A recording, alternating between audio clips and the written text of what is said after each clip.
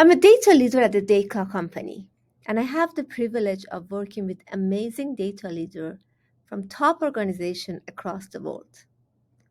In the past few months, I have been on a listening tour and talked to over 100 data leaders. Today, I want to share these learnings that I have learned during these conversations.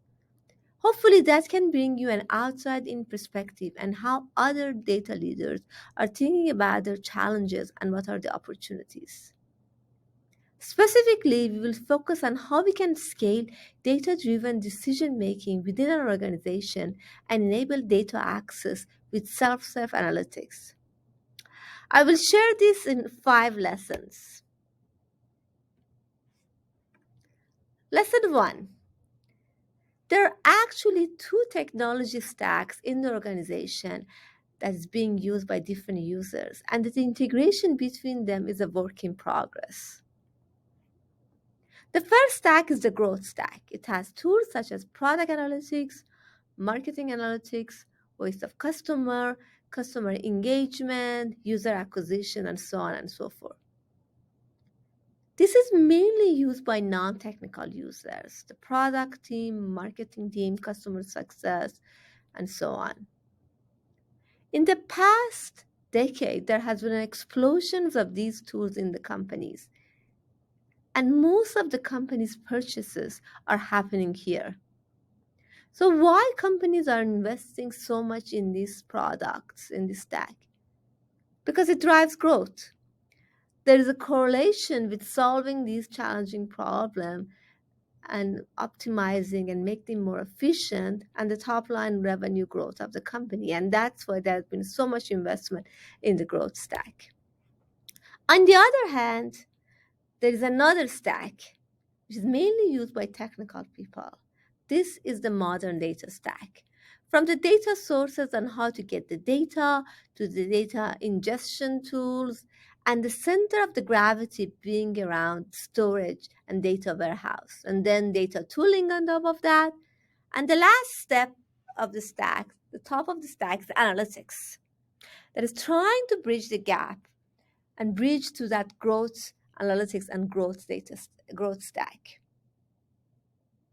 The analytics here mainly help technical team who knows SQL, because this is mainly SQL based on data warehouse, on top of the data warehouse. It helps the technical team to derive insights from the data that is already in the data warehouse.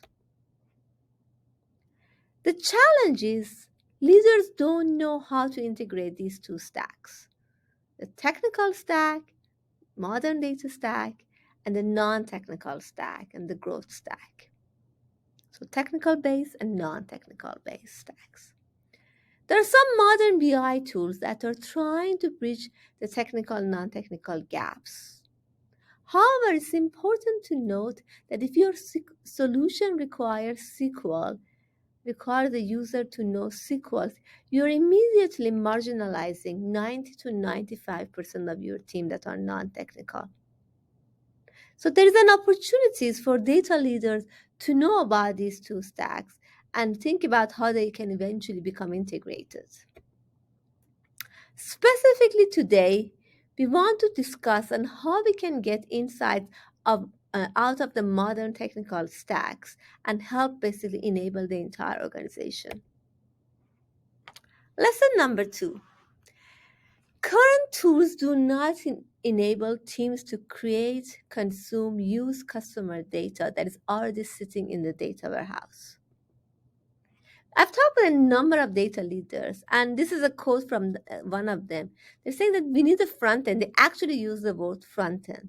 We need a front end to the data warehouse for non-technical users to analyze customer data. That's a very important problem that needs to be solved. When I talk to data leaders and data team, I see two different groups of data teams. On one hand, one of them that stood out are the one that they see their goal and their role in helping their company become data driven. This is a lot different from some data teams that they see themselves as the center of data driven decisions. and they are the one that needs to use data to answer question that helps unblock the org. The first camp of data leaders think themselves as enablers. They're facilitator. Their job is to unblock team not by answering question, but by enabling the team to be able to answer the question on their own. It's an interesting quote from Mitch from Hard Rock Digital. He's saying that operationalizing data is the hardest problem to solve.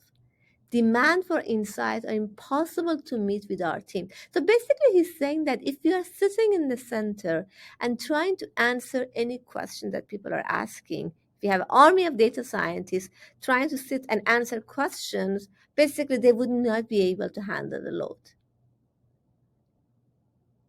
And they're basically what you think happening in Mitch's company and Hard Rock Digital and other companies, that there is a shift from hiring an army of data scientists to answer questions, then building the infrastructure, hiring a data engineer, building the infrastructure so that data can move and be stored in a certain way, and that can be accessible by the entire organization and enable self-serve. So basically, instead of answering the question, facilitate and create the infrastructure so data can go somewhere that analysts, uh, product people, marketing people, technical and non-technical people can collaborate and answer their questions as a self-serve case.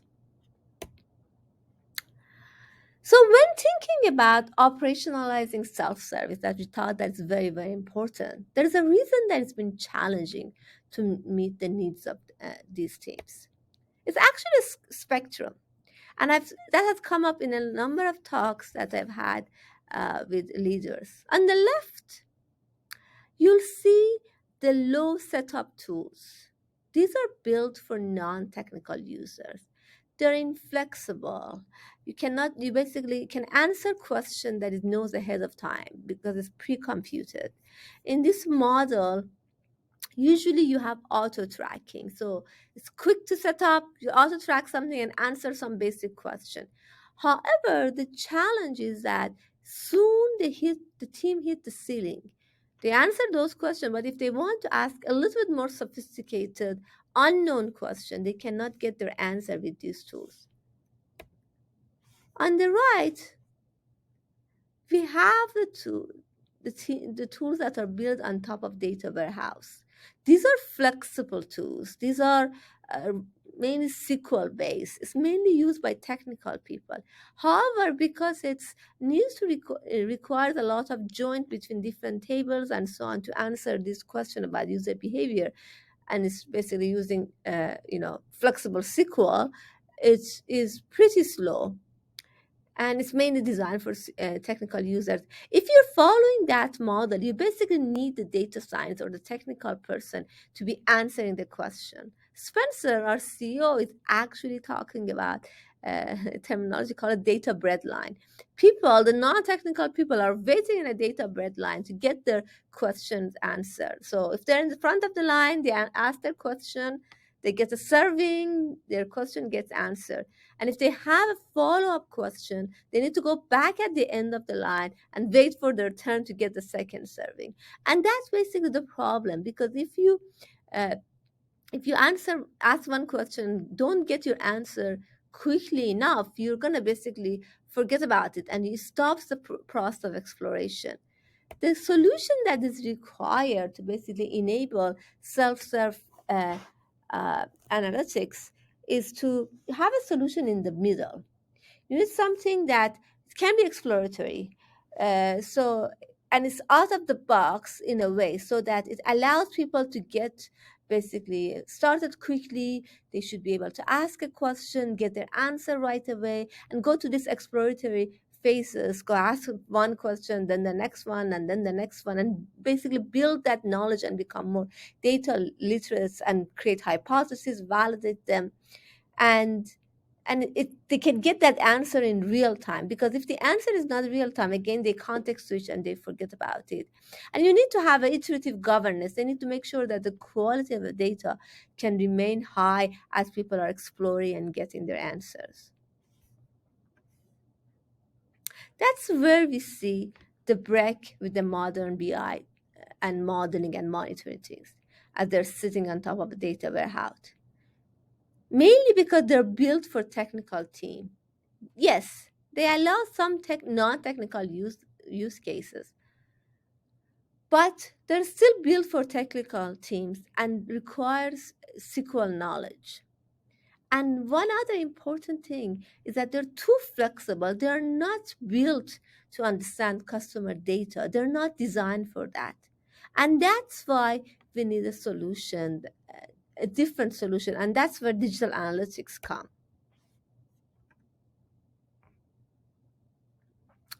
We see top organizations are adopting digital analytics tools. In digital analytics, it doesn't start with a blank canvas. It starts with some opinionated insight that you might want to derive from your data, whether you want to understand, segment your user, you want to analyze retention, understand how users go through funnels, understand different persona of users. So basically, it starts with some opinionated insight that you might want to derive from your data. And I think the most important thing is that it has an innate understanding of users. It actually have a big user identity part to make sure that it stitch the entire user journey, whether they are joining from one device or multiple devices. It allows for exploration. So that's important, that it has instance query speeds. And it allows to answer not just a known question, but also the unknown, so that users can become more sophisticated, ask harder questions, and go on their basically journey of becoming data literate. It's event based and it is integrated with many different tools and sources. It's collaborative and allows storytelling. Why? Because understanding user journey is a team sport. You want to make sure when one team member understands an insight, it can share it with the other parts of the organization, and then they can build upon that. So that's why the knowledge of the org and knowledge of the team becomes bigger and more than the sum of the knowledge of individual. It allows for mixed data literacy, so that you can have people who are non-technical, uh, collaborate on the same tool with technical team like the data scientists, and then they can exchange idea, question, and ask, and basically allow for that collaboration between different people who have different data literacy uh, understanding. And it allows for exploratory analysis, and that becomes an important part of your stack to allow self analytics, so you can have all of these users coming and exploring together and answering questions and collaborating. So now that your team have successfully adopted digital analytics, everybody's using it, it's growing viral in your organization, it's important to note that there is another challenge to solve.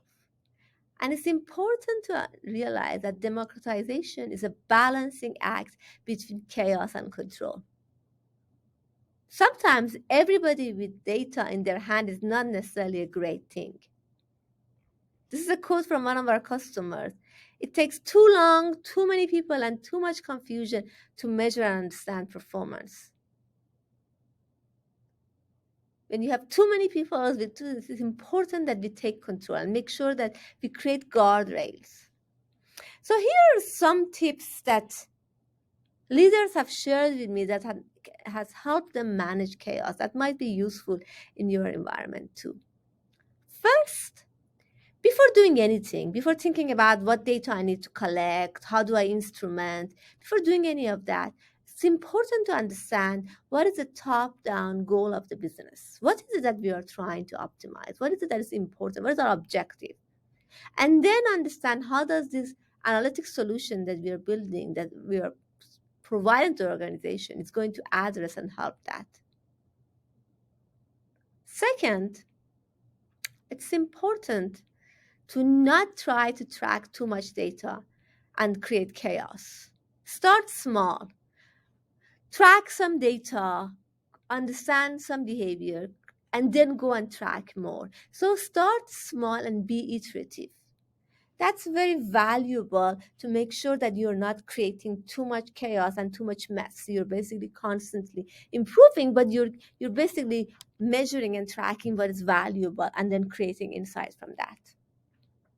It's also important to have proactive and continuous governance. You want to make sure your quality of data remains high at all times. It's not that we need to just go once a quarter and clean our data. No, it's very, very valuable to keep the data clean and make sure that the data quality does not degrade over time so that you can always gain valuable insight. I joke with my friend and say companies or teams that they say, okay, we do once a month and we do data cleanup. It's like my house. We make a mess. My kids and I myself, we make a mess in our house, and once every 2 weeks my cleaning lady comes and cleans the house. It's clean for another day and becomes messy again. It would be a lot better if we could just maintain and continuously clean the house. So make sure that we're always enjoying our surroundings. So that's just the same. If you constantly maintain and govern your data and have proactive and continuous governance, it can help you to keep the data clean and gain valuable insight all the time.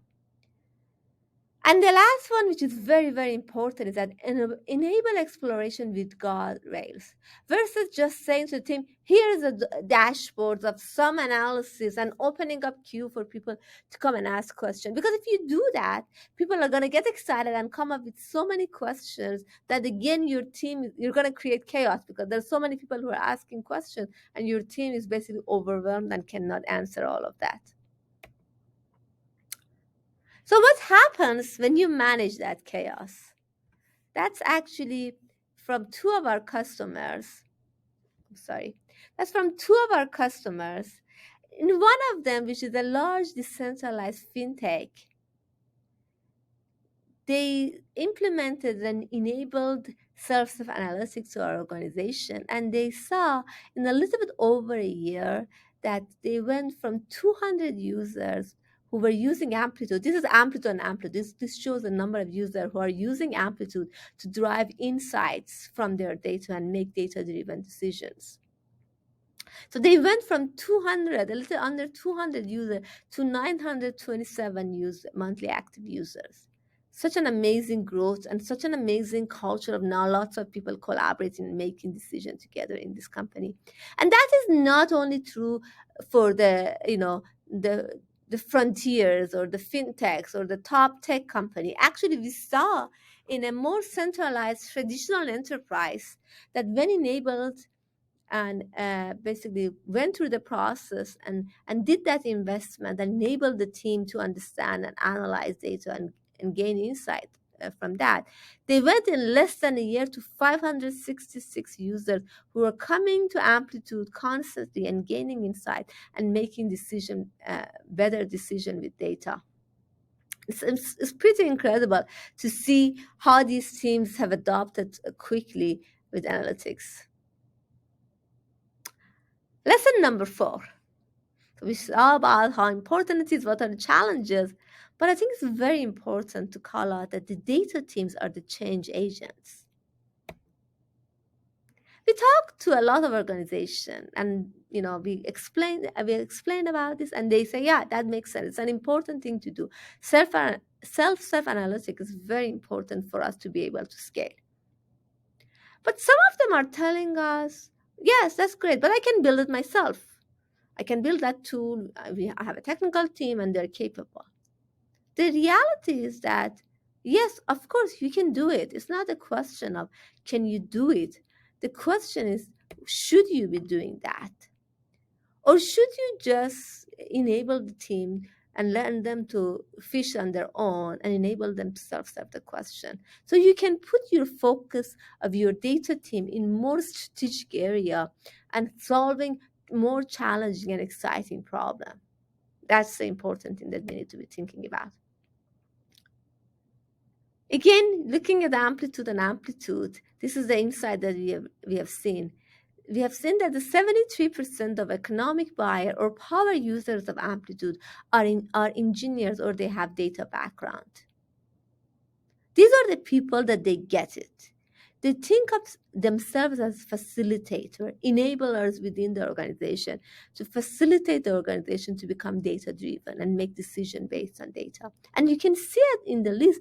These are the most advanced organization in the world, and they are, as you can see, we have head of automation and growth at Square, director of data science at PayPal, chief data officer at Warner Music Groups, VP of Data Science at Atlassian. These are the organizations that are always frontiers, and they're always trying to push the boundary and enable their team. And these are the ones that basically decided they want to be the facilitator and they want to use Amplitude to help their team make decisions based on data and become self-stuff and understand analytics.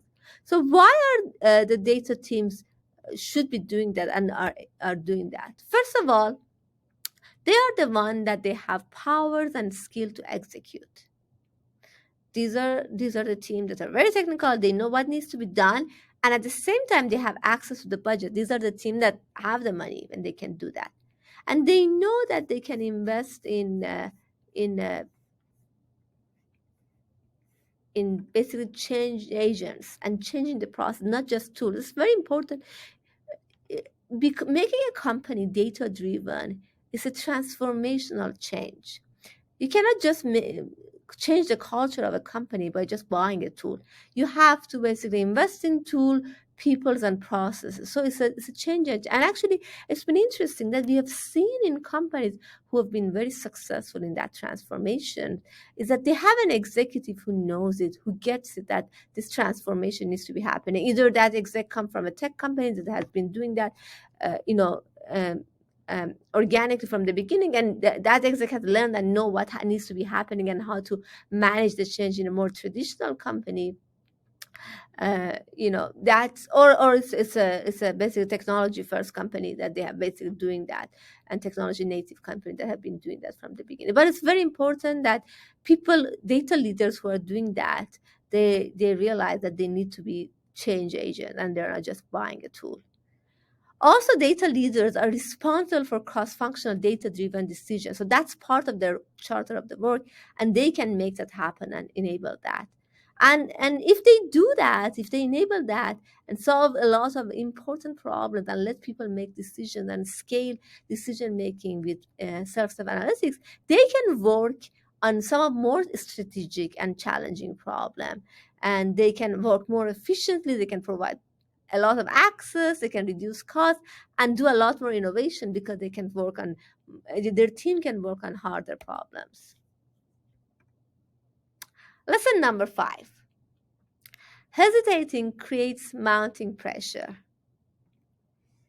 So I'm sure still there's a lot of people who might not be convinced that getting self-serve analytics across the organization can be that impactful.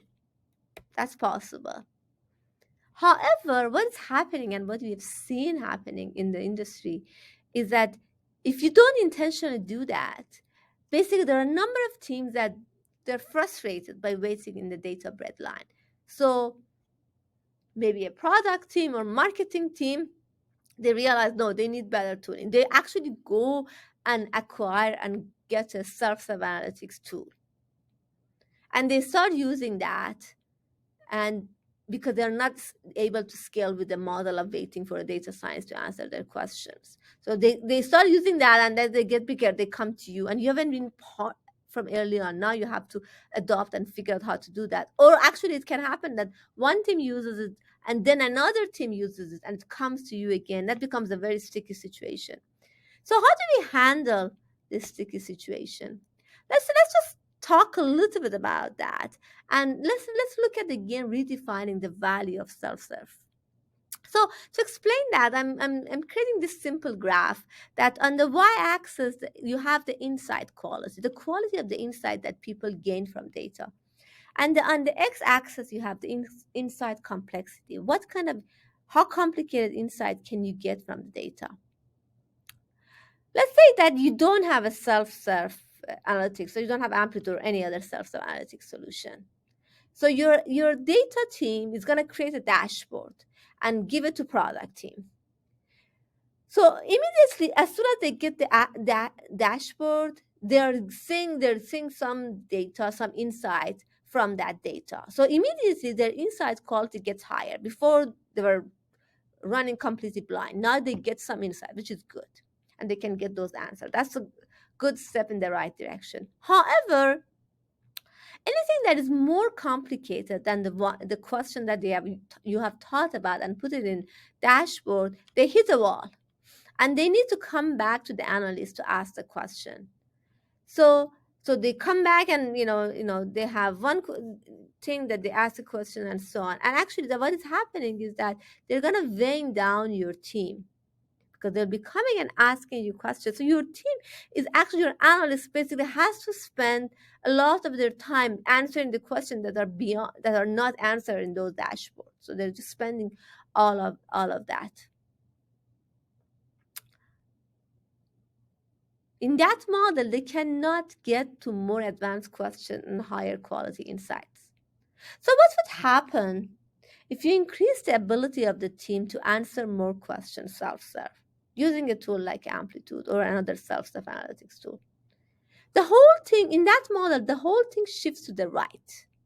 So, and actually to the top and right. So you can have, because you're enabling self-analytics, the quality of the insight can increase, go to the top, as well as cross to the right. The complexity of insight can be a lot higher. So people can ask questions, get an insight, ask the next question. They can do that self-serve, and they can ask more and more complex questions.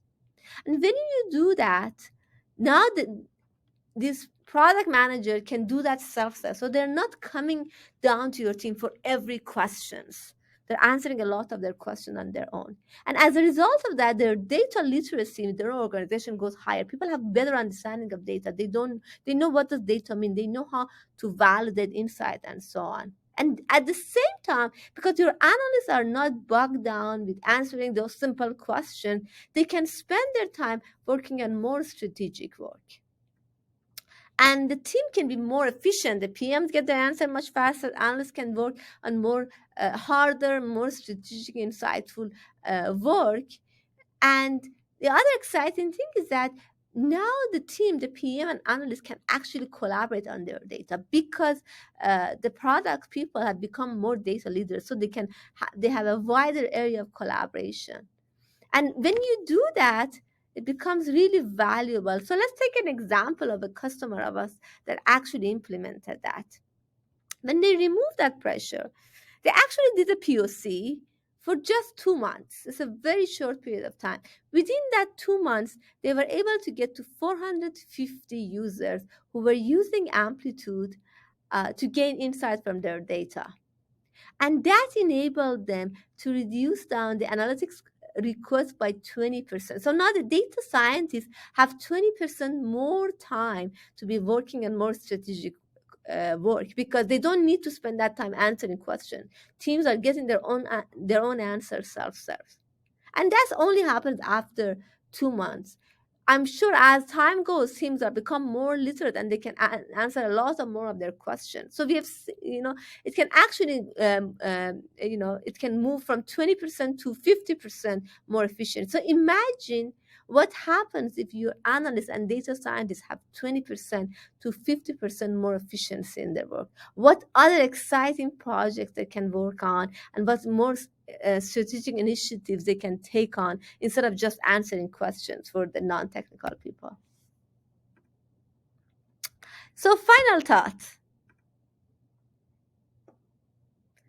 It's very important. This is one of the things that was shared with me from a lot of leaders, that before doing anything, first understand the critical workflow of your internal stakeholder and business objectives. Understand what is it that your product managers want to do. What are the business objectives? What is that your marketing people want to do? And start from that. Understand the team, how the team works, and how you can help them basically become more efficient and more self-serve. Then, when you understand the teams and their workflows and their questions, you can focus on designing solutions optimized for those workflows. And the solution might be amplitude or might be something else. But when you do that, then you can quantify the value and see if it's worth time, effort to invest in self analytics. And a lot of people have told us that it was definitely worth it, and it opened up so many opportunities. So again, I urge you to try it yourself and see whether that's going to be useful for your organization. One last thing before we go. As I mentioned, we have learned integration between the modern data stack and the growth stack has been top of mind for lots of data leaders like you. And as some of you know, we have built great data connection and sharing between Snowflake and Amplitude to bridge that gap and make Amplitude work off the same exact data that you have in Snowflake. So you can enable service analytics on top of the data that you already have in Snowflake. So today, I am very excited uh, to announce a new product launch that we are doing. It's called Profile Connect. It's a new product launch with Snowflake. Profile Connect is the first time Amplitude user can directly query their Snowflake customer data with Amplitude and then combine it with the data they already have in Amplitude. This means Amplitude is the only platform when you can build customer profiles and segment audiences based on customer data in Snowflake. Profile Connect will ensure that customer analysis will always be based on what is directly in Snowflake. So you have all of your analytics data, you have all the user behavioral data, you have the profile information, and you can integrate them and really gain a lot of insight. Your team can access your Snowflake data in Amplitude and make product changes that will drive business growth. If you want to learn more about Profile Connect, scan this QR code on the screen and join a webinar with Amplitude product team. I think that's going to be on December 13th. And you will learn how we are supercharging your ability to make your customer profiles portable with a full view of your data access data across Snowflake and Amplitude. I'm very, very excited because I really feel like that this initiative, some of these were initiated based on the conversation and the insight and the question that I've been asked by data leader. I'm very excited for this launch. Anyways, that's it for today. It's been great sharing some of this, and thank you so much for taking the time and being part of the journey. I would love to chat with you and actually hear your insights. So I would love to connect and get to know what are your challenges and how are you thinking about solving this problem in your organization. Thanks a lot.